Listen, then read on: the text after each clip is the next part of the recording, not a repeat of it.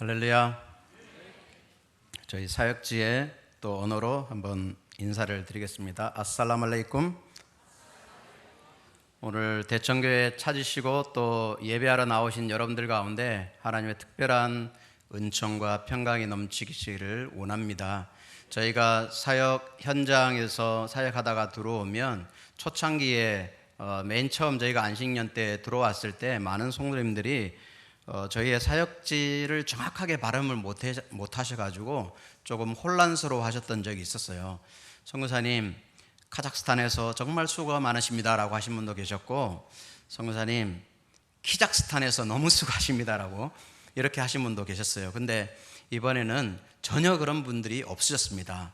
다 이제 저희가 사역하는 사역 현장에 대해서 아시고 또 정확하게 또 기도해 주시고 섬겨주신 여러분들이 계셔서 얼마나 감사한지 모르겠습니다. 지난 7주간 정도 한국 땅에 머물면서 여러분들과 함께 이곳에서 예배 드릴 수 있어서 너무나 큰 기쁨과 또 행복한 시간들이었습니다.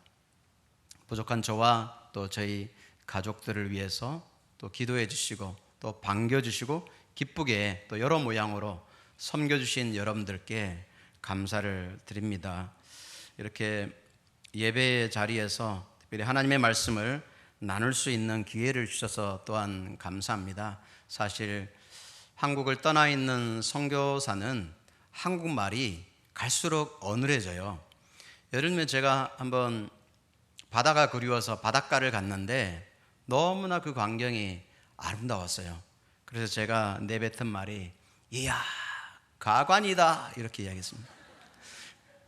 이야 장관이다라고 이렇게 이야기해야 되는데 가관이다라고 그렇게 이야기한 적이 있습니다. 이제 저희는 내일 새벽에 떠납니다. 다시 뵐 때까지 주님께서 여러분들을 붙들어 주시고 늘 함께 해 주시기를 소망합니다. 담임 목사님께서 안식년을 잘 마치고 돌아오셔서 여러분들과 함께 목양하는 이 목양의 현장이 푸른 초장, 쉴만한 물가 같은 그런 현장이 되기를 소망합니다. 창세기 49장을 보시면 야곱이 그의 자녀들을 축복하는 그런 장면이 나옵니다. 특별히 요셉을 축복할 때 어떻게 축복했느냐면 샘 곁에 무성한 가지가 되어서 그 가지가 담장을 넘기를 원한다라고 그렇게 축복했습니다. 여러분, 대청교회가 주님의 샘 곁에 깊이 주님께 뿌리 내리는 그런 가지가 되어서 담을 넘고 우리 조국 대한민국을 넘어서서 온 땅과 열방에까지 뻗어나가고 그러므로 인해서 열매 맺어 하나님 앞에 영광을 돌려드리는 그런 교회가 되시기를 바랍니다. 예수님은 잡히시기 전날 밤 제자들과 함께 마지막 만찬을 나누셨습니다. 고난의 죽음, 십자가의 죽음을 앞두고 계신 예수님은 마지막 순간까지도 제자들을 사랑하시되 끝까지 사랑했다라고 성경 말씀은 기록하고 있습니다. 예수님께서는 육체적으로 제자들을 떠나시지만 그러나 성령 하나님, 보혜사 성령 하나님을 보내시겠다라고 약속하셨습니다. 보혜사 성령 하나님이 임하셔서 제자들과 함께 영원히 함께 하시겠다라고 약속해 주셨습니다. 이 약속을 하신 이후에 예수님은 제자들과 함께 감람산으로 가셨습니다. 감람산으로 가시는 그 길 중에 아마 예수님의 눈에 들어왔던 광경은 아마 포도원이었지 않을까 그런 생각을 해봅니다. 예수님은 종종 자신의 눈에 들어오는 여러 가지 실물들을 바라보면서 그것을 가지고 교육적인 차원에서 제자들에게 진리의 말씀을 선포하셨었거든요.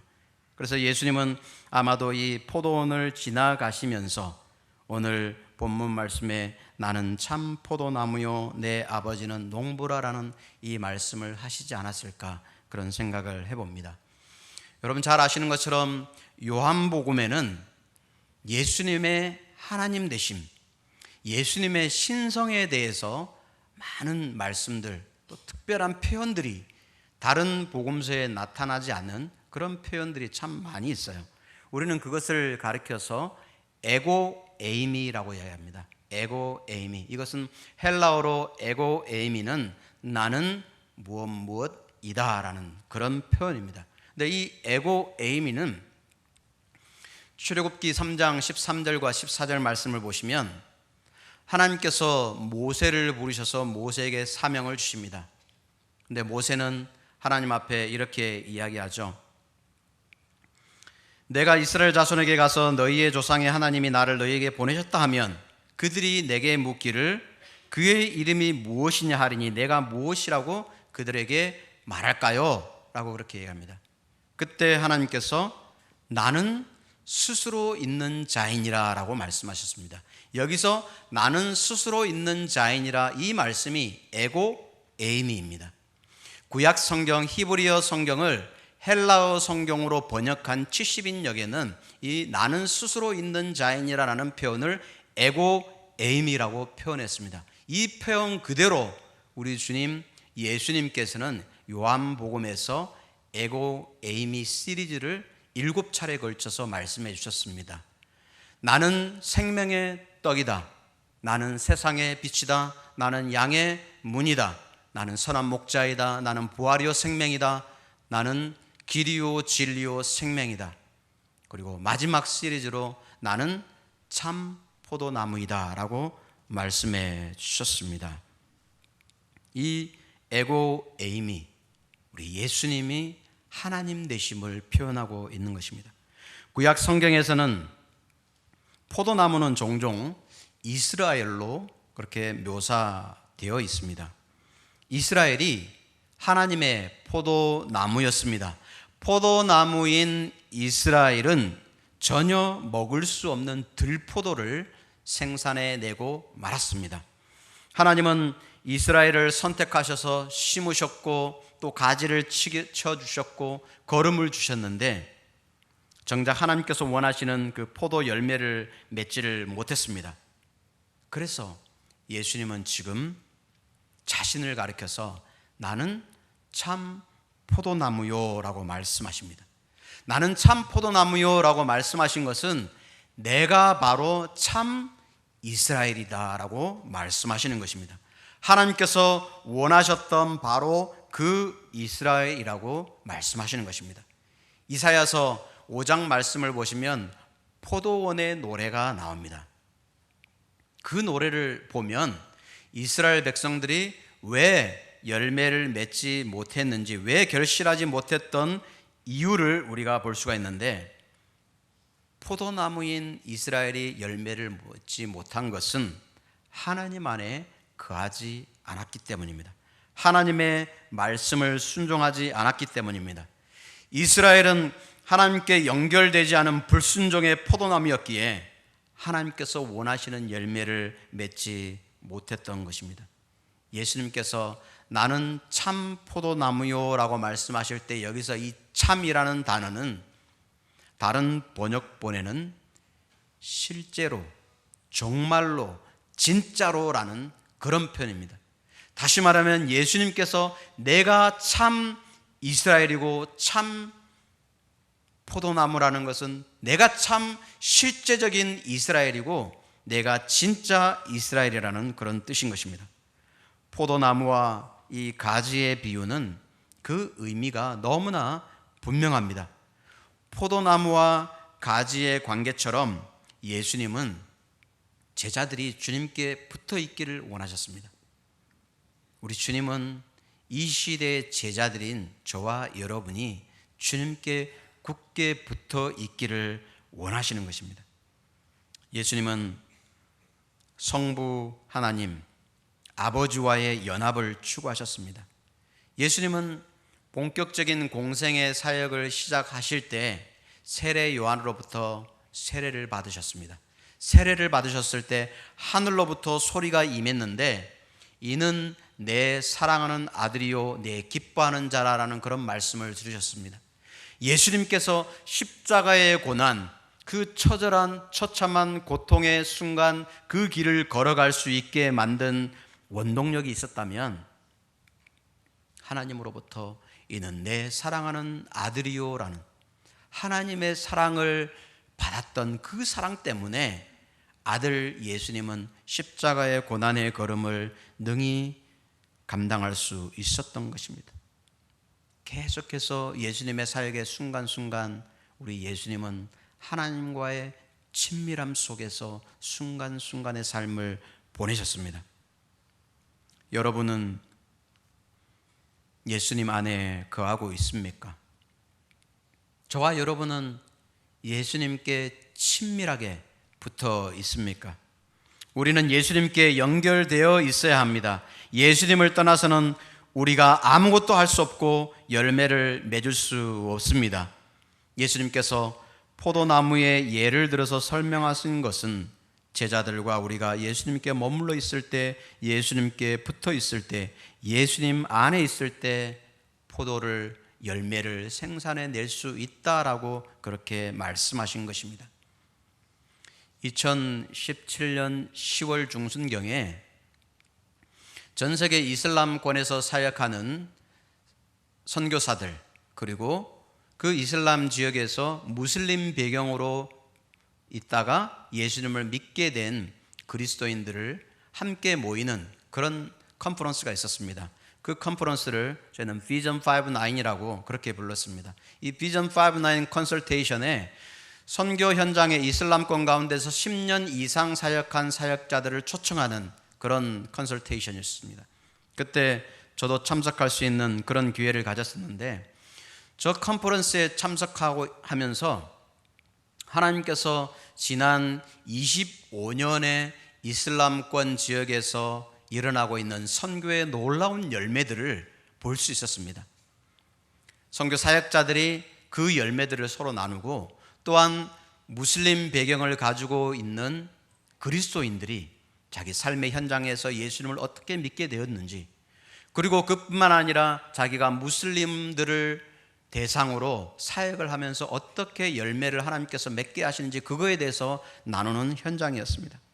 참 놀라운, 그리고 감격되는 그런 순간들이었습니다. 모임이 마치고 이제 숙소로 돌아가는 그 길에 나이가 지긋하게 드시고 흰 수염을 기른 한 무슬림 배경을 가진 그리스도인 지도자께서, 한 어르신이 엘리베이터 안에서 이런 이야기를 했었습니다.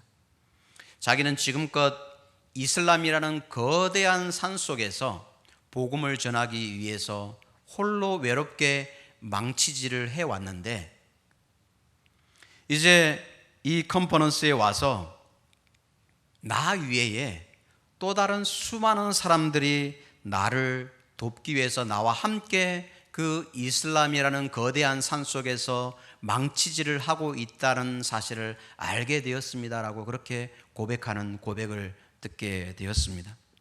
이 컨퍼런스에서 저희 사역자들과 무슬림 배경을 가지고 있는 그리스도인들이, 현지 지도자들이 함께 결단했던 결단이 있습니다. 그것은 무엇이냐면, 우리가 주님 오실 날까지 무슬림들이, 전 세계 무슬림 17억 무슬림들 가운데서 10%의 무슬림들이 주님께로 돌아오기를 위해서 앞으로 10년 동안 우리가 기도하자라는 그런 결정을 내렸습니다.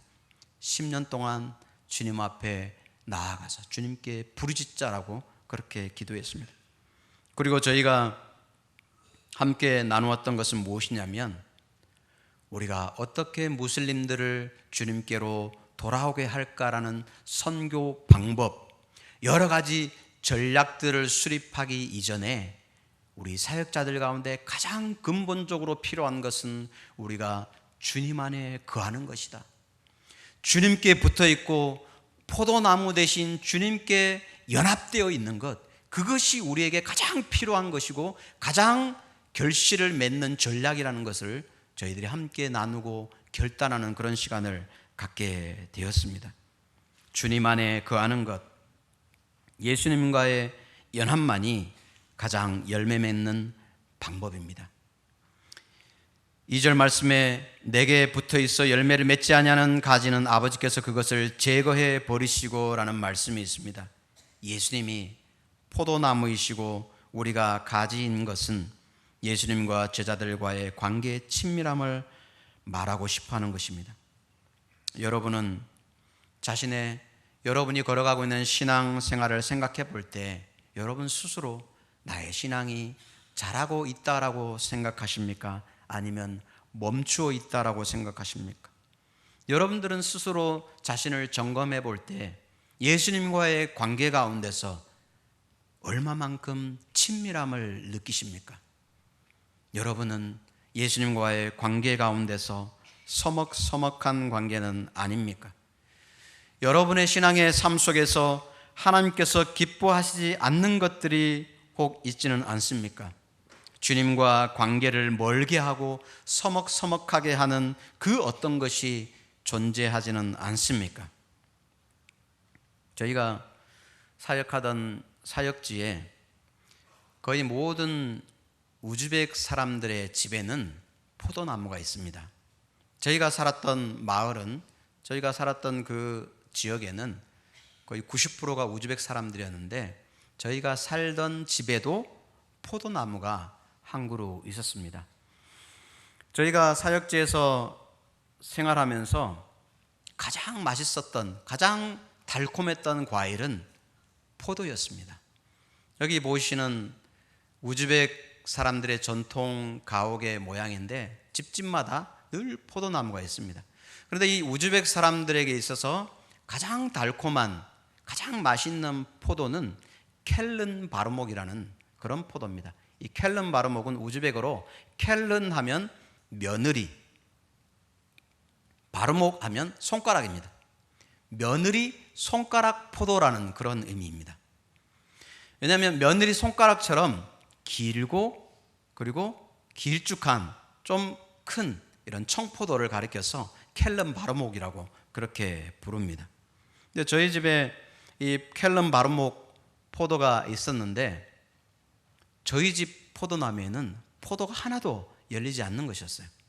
근데 이웃집 우즈벡 아저씨 집에 갔는데 그 집에는 이 켈른 바르목 이 포도가, 청포도가 얼마나 주렁주렁 많이 열려 있던지 우리 집에는 포도가 안 열린다라고 그렇게 우즈벡 아저씨에게 이야기했어요.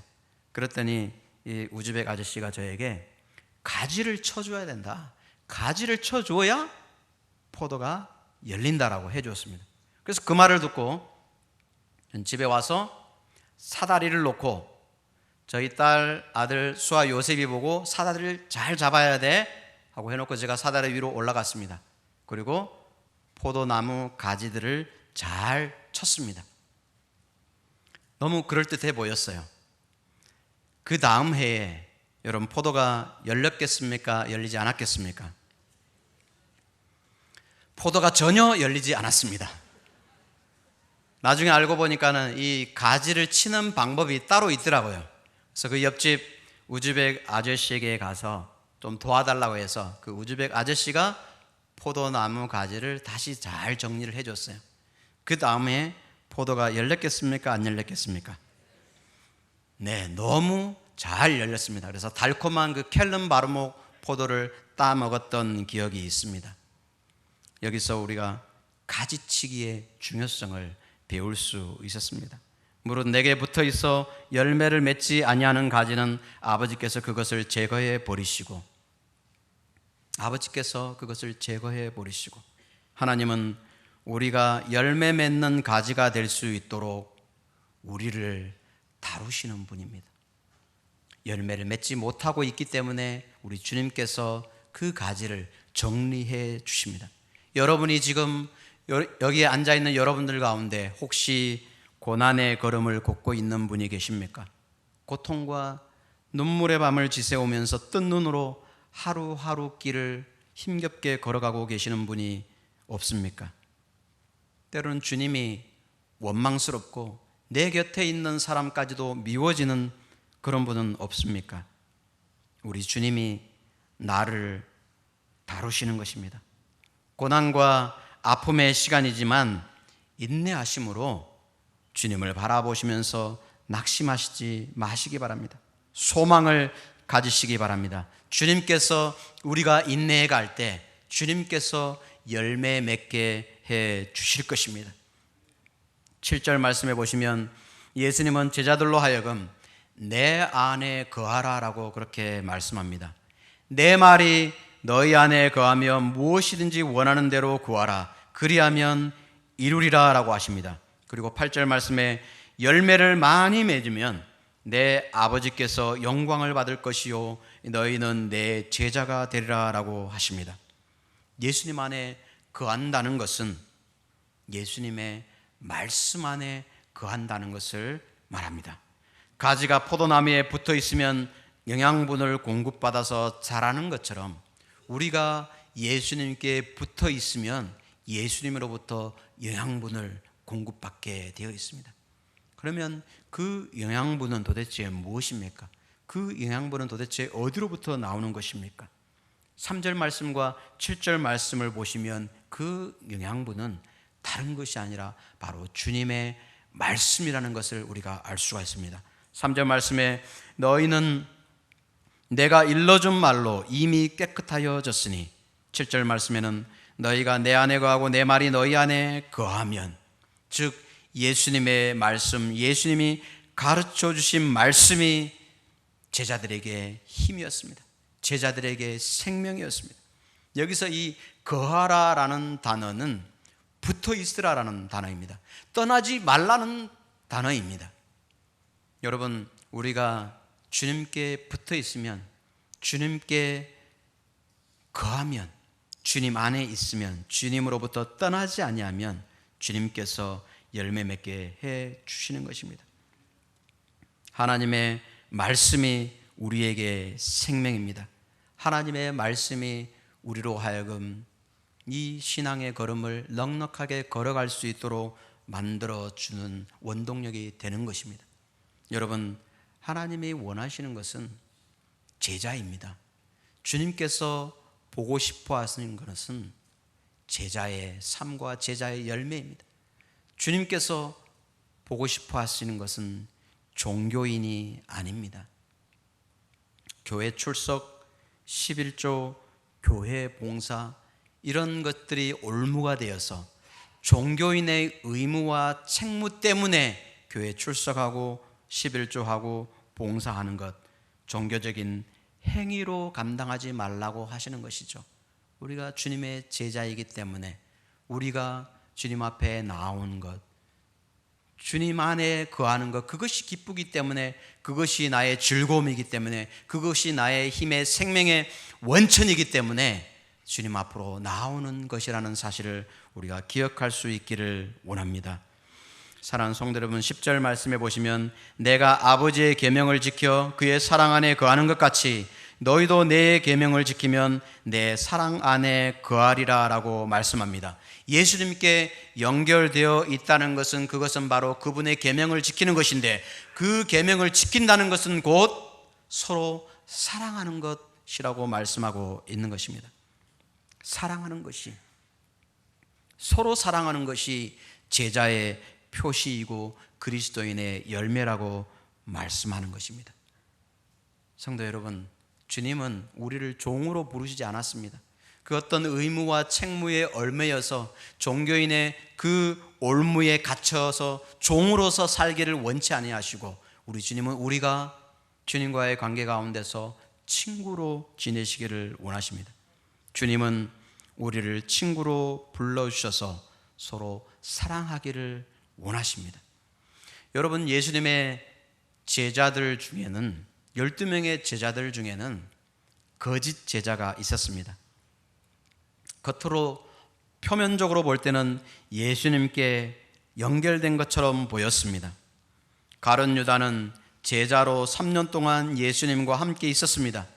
제자들의 돈궤를 맡았던 사람이 가룟 유다였습니다. 가룟 유다는 우리식으로 말한다면 열심히 봉사했던 사람입니다. 나름대로 똑똑한 사람이었고 자신의 실력을 인정받았던 사람이었습니다. 하지만 가룟 유다는 예수님께 연결된 가지가 아니었습니다. 가룟 유다는 돈에 연결된 가지였습니다. 예수님이 아닌 돈에 연결된 사람이었습니다. 자기 명성에 연결된 사람이었습니다.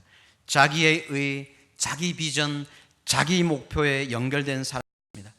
6절 말씀해 보시면 사람이 내 안에 거하지 아니하면 가지처럼 밖에 버려져 마르나니 사람들이 그것을 모아다가 불에 던져 사르느니라. 바로 가룟 유다의 삶이었습니다. 겉으로는 제자인 것처럼 사람들 앞에서는 그럴듯하게 보였지만 하나님의 눈에는 그렇지 않았습니다. 동료 제자들의 눈은 속일 수 있었는지 모르지만 예수님의 눈은 속일 수가 없었습니다.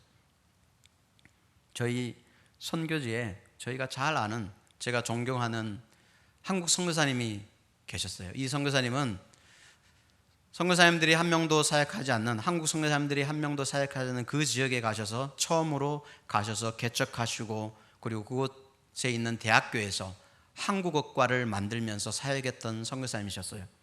근데 이 선교사님은 한국어를 가르치면서 제자들이 한 명, 두 명 늘어나기 시작했어요. 그리고 이 제자들 가운데서 예수님을 믿는 사람이 생겨나고 선교사님의 집을 오픈해서 그 집에서 예배를 드리기 시작했습니다. 그런데 어느 날 밤 선교사님 집에 도둑이 들었어요. 선교사님 부부와 어린 두 딸을 방에 가두어 두고 총으로 위협하면서 가두어 두었어요. 그리고 그 도둑은 그 선교사님의 모든 것들을, 컴퓨터와 가진 모든 것들을 들고 가버렸습니다. 나중에 이 선교사님은 저에게 그런 이야기 했습니다. 그 도둑으로 찾아와서 자기들을 위협하고 모든 물건을 가져간 그 사람이 누구인지 알고 있다고. 바로 최근에 모임에 열심히 참석하여서 말씀을 배우던 청년 중에 한 사람이 그런 짓을 했다라고 이야기해 줬습니다. 겉으로 볼 때는 열심을 내어서 모임에 참석하였던 사람이었지만 실상 내면은 그렇지 않았던 것이었습니다. 저희가 초기 사역 현장에서 언어를 배운 지 몇 개월 되지 않았을 때 저희가 알고 지내던 한 키르기즈 청년이 있었습니다. 이 청년은 한국 선교사님께서 설립하신 교회에 참으로 인정받는 일꾼이었습니다. 열심히 예배 참석하고 관계도 잘했던 그런 친구였습니다. 한 번은 급하게 저희 집에 수리할 것이 생겨서 이 친구를 불렀습니다. 한국 선교사님의 또 추천도 있고 해서 그 현지 친구를 저희 집에 불러서 집 수리를 맡겼습니다. 처음에 너무나 신실하게 집 수리를 잘 해주었습니다. 그리고 현지 인부들을 불러서 아주 꼼꼼하게 일을 잘 해주었죠. 한 번씩 자재를 구입하러 갈 때는 제가 이 친구와 함께 자재 시장에 가서 자재를 사왔습니다. 한 번은 제가 개인적으로 일이 있어서 돈을 주고 그 친구에게 건축 자재 시장에 가서 자재를 사오라고 그렇게 부탁을 했습니다. 저희 일을 다 마치고 집으로 돌아왔는데 인부들이 일을 하지 않고 다 차이를, 저는 티를 마시고 있는 거예요. 근데 왜 일을 하지 않고 있냐라고 하니까 자재가 없어서 일을 하지 못하고 있다라고 말하는 것이었습니다. 나중에 알고 보니까 자재를 사러 간 그 키르기즈 청년이 그 자재 비용을 들고 러시아로 도망을 가버리고 만 것이었습니다. 저의 마음이 참 너무 분했습니다. 그리고 너무나 원망스러웠습니다. 소중한 돈을 가지고 맡겼는데 이 친구가 도망을 가고 만 것이었죠. 그런데 여러분, 놀라운 사실은 한 5년의 시간이 지난 어느 날 저희 집 대문을 쾅쾅쾅 두드리는 그 소리가 들렸습니다. 나가보니까 5년 전에 자재 비용을 들고 도망친 그 형제가 나타난 것이었어요.